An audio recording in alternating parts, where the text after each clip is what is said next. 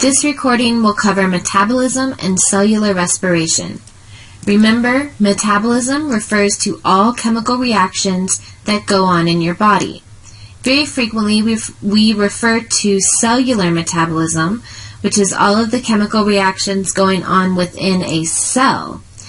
This cellular metabolism is going to provide energy to maintain homeostasis and perform essential functions like metabolic turnover, which is the periodic replacement of cells' organic components. It also performs growth and cell division and special processes such as secretion, contraction, and the propagation of action potentials. In order for cells to go through metabolism, they need to break down organic molecules to obtain energy. Breaking down these organic molecules is going to generate ATP. Most energy production takes place in the mitochondria of the cell. Metabolism includes catabolism and anabolism. Remember, catabolism is the breakdown of organic substances, breaking bonds, releases energy to synthesize high-energy compounds such as ATP. Anabolism is the synthesis of new organic molecules and making bonds. In the terms of energy, anabolism requires energy to form these new chemical bonds. Organic compounds are going to be the building blocks that we use for metabolism, and these compounds include glycogen, triglycerides, and proteins. Glycogen is the most abundant storage carbohydrate. Triglycerides are the primary fatty acids used for energy, and proteins are the most abundant organic compounds in the body. However, they perform many vital cellular functions, and so we want to avoid breaking down proteins to make energy. Carbohydrate metabolism is the kind of metabolism we are going to focus on and go through all of the nitty-gritty little steps. Carbohydrate metabolism is going to generate ATP by breaking down carbohydrates, in specific, by breaking down glucose. In order to break down glucose, the cell requires glucose and oxygen. This breakdown is going to occur in several small steps, and if you refer to 5.3, you can see all of the steps in glycolysis and how glucose is rearranged to produce ATP and NADH. You'll also notice that water is produced in the process. We don't need to know all the nitty-gritty steps as outlined in 25.3, but it's good to take a look at it so you can understand how we get to our end products. What we really care about is where glycolysis is occurring and the major parts of glycolysis. So glycolysis is going to occur in the cytoplasm of the cell outside of the mitochondrion. Glycolysis is going to break down glucose in the cytosol into smaller molecules to be used by the mitochondria. So glycolysis is going to start with glucose, a 6-carbon sugar, and it's going to break it in half into 2 3-carbon pyruvates or pyruvic acids. This process does not require oxygen. This part of cellular respiration is an anaerobic process. Anaerobic means that it does not require oxygen. So glucose is occurring in the cytoplasm. We start off with a 6-carbon sugar. We break it in half to form 2 pyruvate molecules. Along the way, we also form 2 NADH molecules.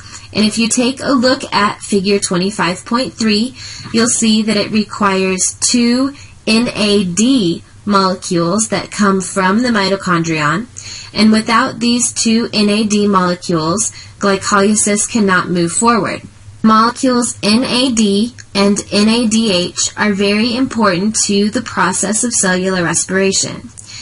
They are the reduced and oxidized forms of the same molecule. So a reduction reaction is going to add electrons to a molecule. An oxidation reaction removes electrons from a molecule. Anytime you have an oxidation reaction, you also have a reduction reaction. So frequently you see them called redox reactions, R-E-D-O-X, redox. When one molecule is reduced, a second molecule is oxidized. So we're transferring electrons from one molecule, the oxidized molecule, to the reduced molecule. You can remember which one is gaining electrons and which one is losing electrons by two different mnemonics. The first one is oil rig. Oxidation is the loss of an electron. Reduction is the gain of an electron. Oxidation is loss. Reduction is gain. Oil rig. A second mnemonic is Leo says Ger. You lose an electron, that's oxidation. Gain an electron is reduction. Leo says Ger. So NAD is the oxidized form of NADH, which is the reduced form. And you can see NAD goes into glycolysis and picks up hydrogen atoms. When it picks up hydrogen atoms, you are adding electrons to the molecule NAD to form NADH. NADH is considered an electron carrier. It's picking up electrons from various steps in the process of cellular respiration, and it is carrying those electrons to the electron transport chain. This is vitally important to the process of cellular respiration. Without electron carriers, cellular respiration does not occur. So, let's go back to the beginning. Glycolysis occurs in the cytoplasm of the cell outside of the mitochondrion. We start with a 6-carbon glucose. We break that 6-carbon glucose in half to form two 3-carbon molecules called pyruvate or pyruvic acid. In this process, we also form two NADH molecules. These NADH molecules will travel to the electron transport chain. You'll see, if you look at figure 25-3, that there is a net gain of 2 ATP molecules with the process of glycolysis. Glycolysis actually produces 4 ATPs. However, it requires 2 ATPs, and so we have a net gain of 2 ATPs. Glycolysis does not require oxygen, but it does require glucose and NAD. Glycolysis can only occur if enough NAD is available. Since there is a limited supply of NAD, the reduced version, which is NADH, must be able to transfer its electrons to some other molecules so that NAD can be recycled and reused in the process of glycolysis. When oxygen is available, NAD usually transfers its electrons to oxygen via the electron transport chain, and the pyruvic acid produced by glycolysis will proceed to the Krebs cycle, which is the next stage of cellular respiration. In order for pyruvate to be used in cellular respiration, it needs to be converted to acetyl-CoA. This is the prep step. The prep step occurs as pyruvate moves across the double membrane of the mitochondrion. Mitochondria have two membranes, an outer membrane and an inner membrane. As the pyruvate travels across these membranes, the chemical structure of the molecule is rearranged to form an acetyl-CoA. In this process, a CO2 is released. The acetyl-CoA will then enter the Krebs cycle. If you take a look at the Krebs cycle, you will notice that it is actually a quite complicated cycle. You can refer to figure 25.4 to see just how complicated this process can be. Lucky for us, we don't need to know all of the little intermediate steps of the Krebs cycle either.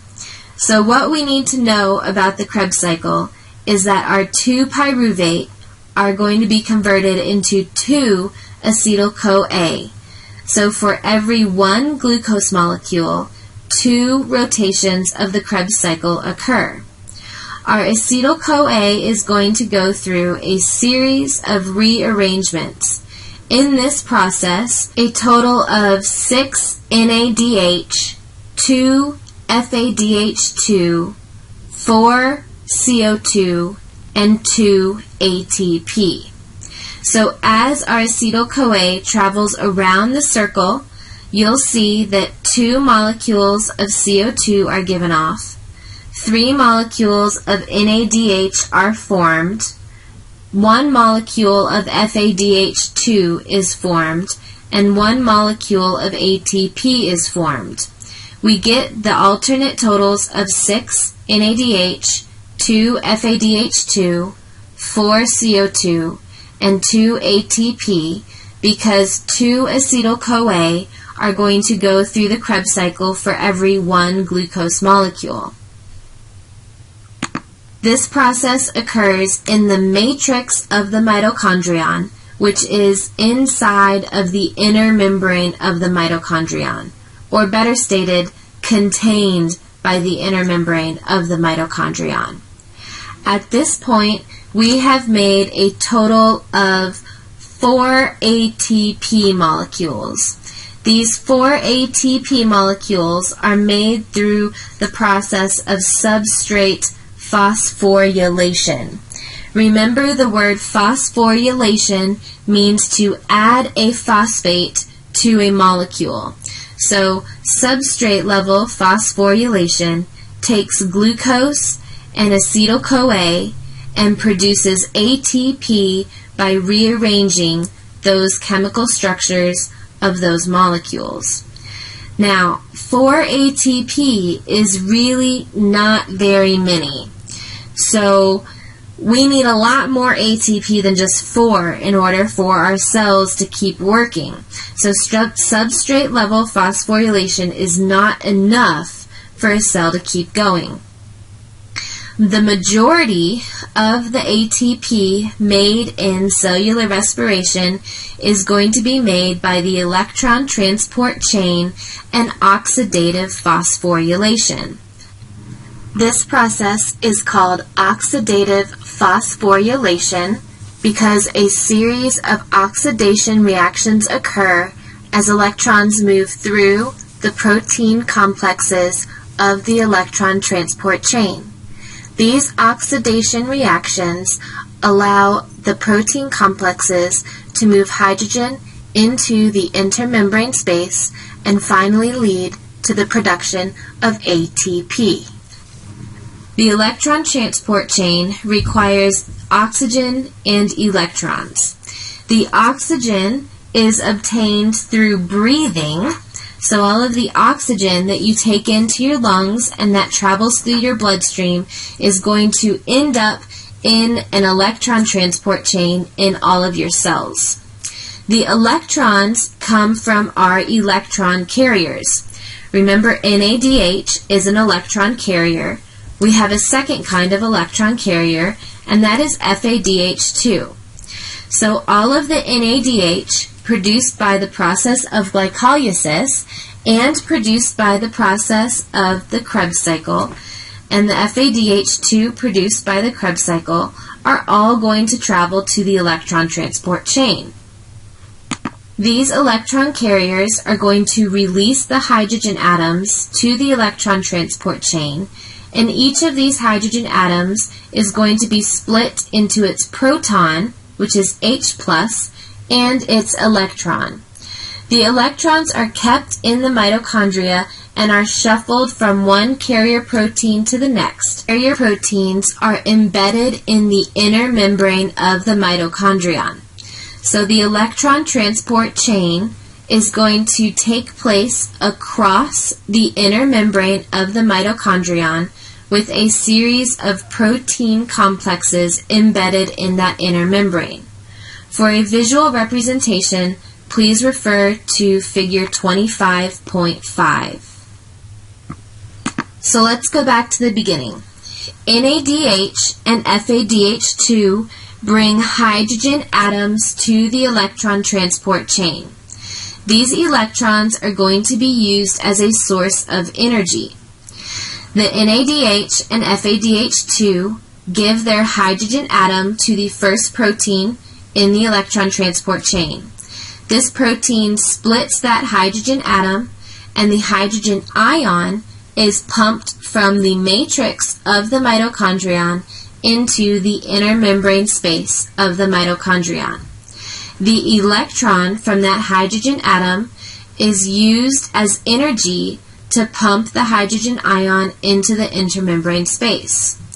This electron is then shuttled to a second protein complex in the electron transport chain. Each time the electron changes protein complexes, it gives off a little bit of energy. This energy is used to pump another hydrogen ion into the inner membrane space of the mitochondrion. The electron is then passed to a third protein complex, where again it gives off a little bit of energy and pumps hydrogen ions into the inner membrane space of the mitochondrion. These protein complexes kind of do a game of hot potato. So the potato is hot, the heat represents energy. Each time the potato changes hands, it gives off a little bit of heat to the person who caught the potato. That heat being given off is energy being given off by the electron. The electron is then passed on to another person, so our potato is tossed to another person or protein complex, and then it gives off another bit of energy. So each time that electron changes protein complexes, it gives off a little bit of energy, and that energy is used to pump a hydrogen ion, an H+, from the matrix of the mitochondrion into the inner membrane space. So our electrons are being used to create a proton gradient. It's called a proton gradient because a hydrogen ion is simply one proton. This proton gradient is used to drive the process of making ATP. As we build up our proton gradient in the inner membrane space, there is ever increasing pressure for that proton to be moved across the inner membrane back into the matrix. The only place that the hydrogen is allowed to cross the membrane is at an ion pump. This ion pump is called ATP synthase. ATP synthase works like a turbine. As hydrogen ions move through the protein, there is a portion of the protein that turns. When that protein turns, it generates energy. That energy is harnessed by attaching a phosphate group to an ADP molecule. In other words, the turning of the proton pump is going to create energy that is used to phosphorylate ADP into ATP. This is the process of oxidative phosphorylation and chemiosmosis. We already know the process is called oxidative phosphorylation because our electron transport chain moves electrons from one protein complex to another in a process of oxidation and reduction reactions. As the electrons are passed between protein complexes and these redox reactions are occurring, our hydrogen ions are being pumped into the intermembrane space. The term chemiosmosis refers to the movement of ions across a selectively permeable membrane down that ion's electrochemical gradient. In the process of the electron transport chain, we move hydrogen ions into the intermembrane space, and then chemiosmosis occurs as those hydrogen ions move through ATP synthase into the matrix of the mitochondrion. The energy created by this movement of hydrogen ions through ATP synthase is then harnessed to make ATP. Remember our electron that was passed between our protein complexes? We left that electron in our third protein complex. What happens to it after the energy is used to pump a hydrogen ion into the intermembrane space is that electron is going to land on an oxygen.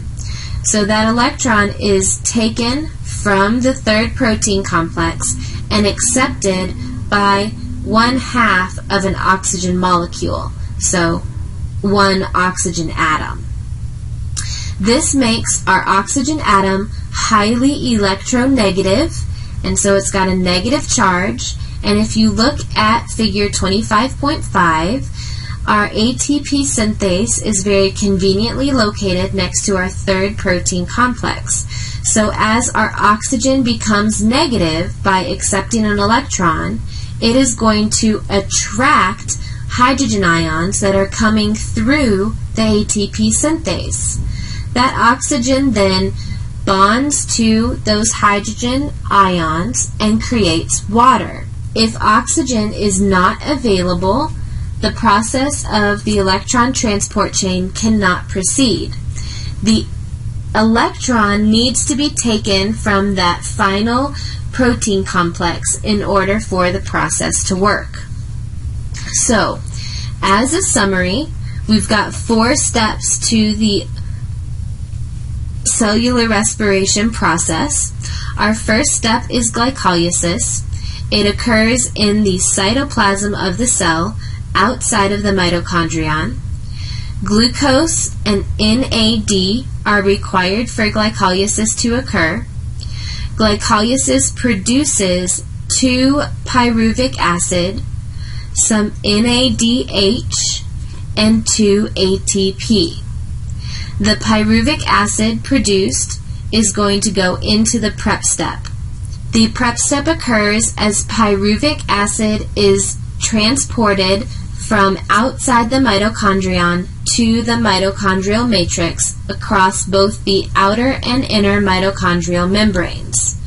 Pyruvic acid is required for this step to occur, and this step produces 2-acetyl-CoA and some carbon dioxide.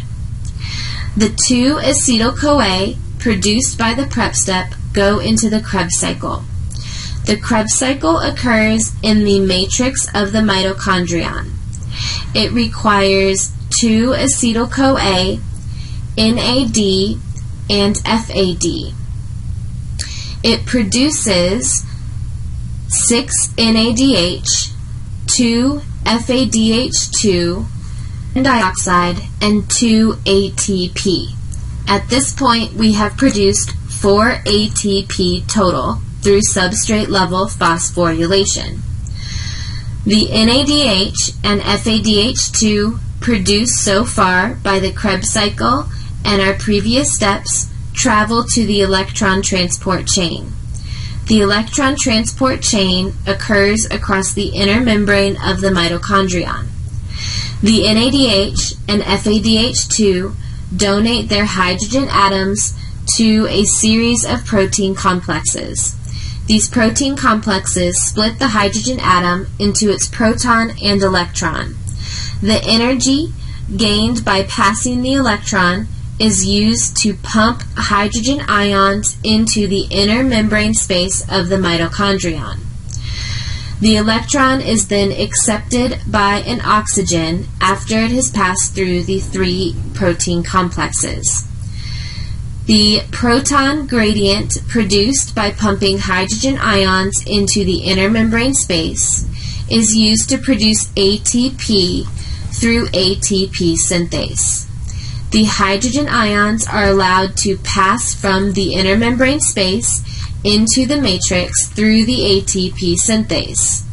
As hydrogen ions flood through this ATP synthase, the protein turns, creating energy. This energy is harnessed by phosphorylating ADP and producing ATP.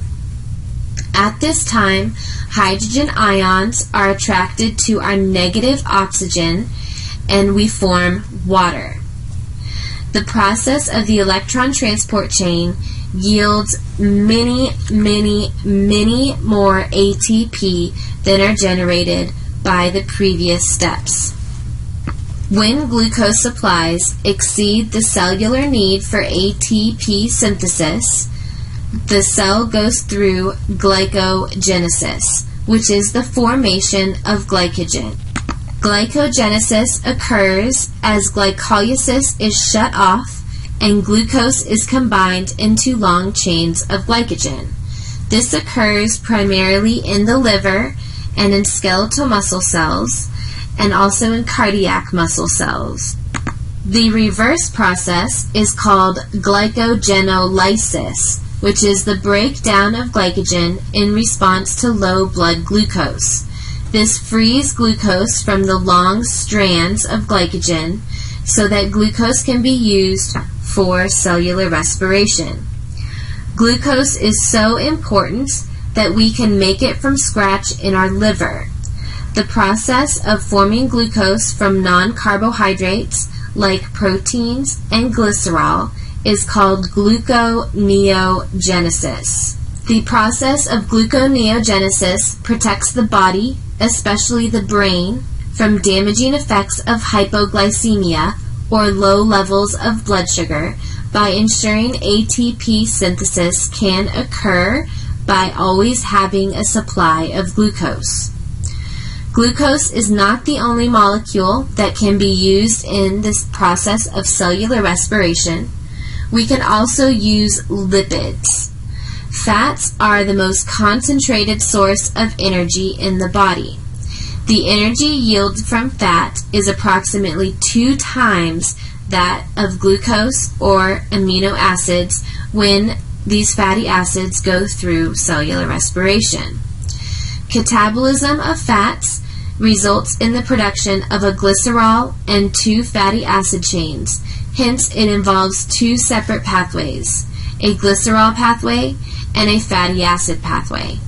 By referring to figure 25-8, you can see both of these pathways and see how they both produce acetyl-CoA to go into the Krebs cycle. Excess dietary glycerol and fatty acids are going to undergo lipogenesis to form triglycerides when fatty acids are not required to go through cellular respiration. Because the processes of fatty acid metabolism and carbohydrate metabolism overlap in some of the intermediate products of the processing glycolysis, we can see that glucose is easily converted into fat since acetyl-CoA is an intermediate in glucose catabolism and the starting molecule for the synthesis of fatty acids. The opposite process from lipogenesis is lipolysis. Lipolysis is the breakdown of stored fat, and it's essentially lipogenesis in reverse. What we really need to remember about fatty acid metabolism or lipid metabolism is that it produces 2 times the amount of ATP than does carbohydrate metabolism or amino acid metabolism. So proteins can also be used in the process of cellular respiration if other energy sources are inadequate. Mitochondria will generate ATP by breaking down amino acids in the Krebs cycle. Not all amino acids can enter the Krebs cycle at this point, so the ATP benefits are going to vary. However, since proteins are so important to the function of your cell and essentially do all the work in your body, you don't really want to be going through protein metabolism, and protein metabolism is simply used as a last resort. 3 things against protein catabolism include the fact that proteins are more difficult to break apart than complex carbohydrates or lipids. As a byproduct, aluminum ions are formed, and these aluminum ions are toxic to cells. Lastly, and to reiterate, proteins form the most important structural and functional components of cells, and therefore it is detrimental to break them down to produce energy. However, it is more detrimental to deny your brain energy, and so if your brain needs it, it will take the energy it needs from the proteins of your body. In short, glucose and lipids are the primary sources of energy for your body. We go through the process of cellular respiration and the electron transport chain in specific to produce large amounts of ATP for all cellular function. Without these processes, ATP will be formed through anaerobic processes, which means that ATP can be formed without the presence of oxygen. However, the choices for that are glycolysis, and glycolysis nets 2 ATP total, which is not very much. So we need oxygen to produce ATP. We also need glucose and fats, and our electron carriers NAD and FAD to produce NADH and FADH2 for our electron transport chain. This concludes the cellular respiration recording.